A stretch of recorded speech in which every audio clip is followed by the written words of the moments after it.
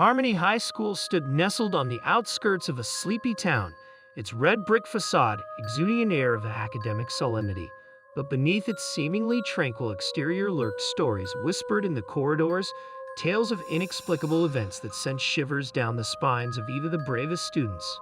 One such story began on a cold, foggy morning in late October. The school was abuzz with excitement as Halloween approached, but an ominous feeling lingered in the air, like a dark cloud casting a shadow over the festivities. It started innocently enough. The morning bell rang, signaling the start of classes, and students filed into their respective rooms. Among them was Sarah, a timid sophomore with a penchant for the supernatural. She had always been drawn to stories of ghosts and hauntings, and Harmony High seemed ripe with the promise of hidden mysteries. As Sarah settled into her seat in Mr. Thompson's history class, a sudden hush fell over the room. Mr. Thompson, usually jovial and animated, appeared tense and preoccupied. He quickly launched into his lesson, but his words seemed distant as if his mind were elsewhere. Sarah glanced around the room, noticing the uneasy expressions on her classmates' faces. Something was wrong, she could feel it in her bones. But before she could dwell on it further, the intercom crackled to life, causing everyone to jump. Attention students and staff. Principal Jacob's voice echoed through the speakers, strained and urgent. We are initiating a lockdown procedure. This is not a drill. I repeat, this is not a drill. Please proceed to your designated safe zones immediately. Panic rippled through the classroom as students exchanged worried glances. Lockdown drills were common, but the seriousness in Principal Jacob's voice sent a chill down their spines. Without hesitation, they followed Mr. Thompson's lead, barricading the door with desks and chairs before huddling in the far corner of the room. Time seemed to stretch endlessly as they waited in tense silence, the only sound the faint thud of their racing hearts. Outside, the world was eerily quiet, devoid of the usual chatter and laughter that filled the hallways. Minutes turned to hours, and still, there was no word from the outside world. As the hours dragged on, fear gave way to restlessness. Sarah's mind raced with questions, each more terrifying than the last. What had prompted the lockdown? Was there an intruder in the school, or something far more sinister? Her thoughts were interrupted by a sudden commotion outside the classroom door. Muffled voices and shuffling footsteps sent a ripple of unease through the group. Mr. Thompson motioned for them to stay quiet as he cautiously approached the door, pressing his ear against the wood. "What do you see?" Sarah whispered, her voice barely audible over the pounding of her heart. Mr. Thompson's expression darkened as he turned back to face them. "Nothing," he replied hoarsely. "There's no one out there."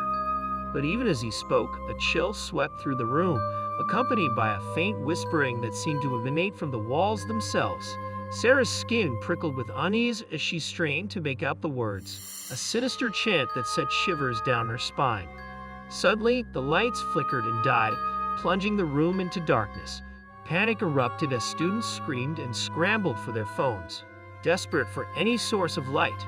But before they could react, a deafening crash echoed through the room, followed by the sound of splintering wood.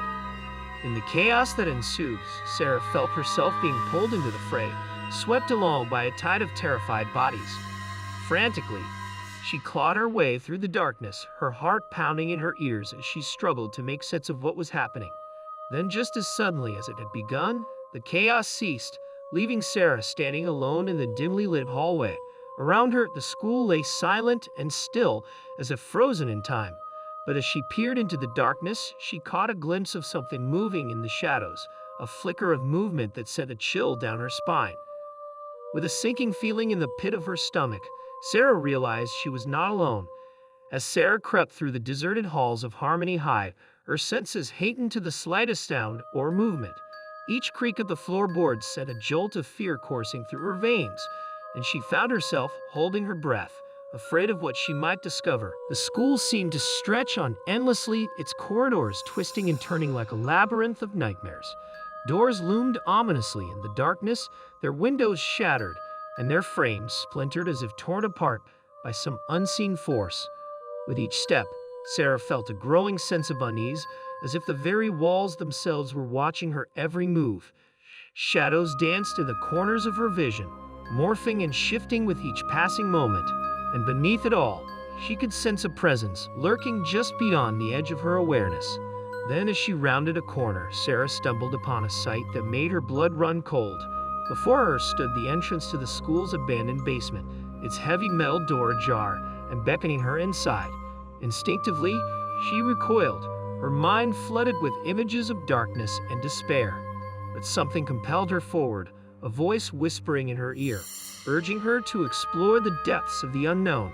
With trembling hands, Sarah reached out and pushed open the door, steeling herself for whatever lay beyond. As she descended into the darkness, a chill swept over her, sending goosebumps racing across her skin. The air was thick with the scent of decay, and the sound of dripping water echoed through the cavernous space. But it was the feeling of being watched that unnerved her most of all, as if unseen eyes followed her every move.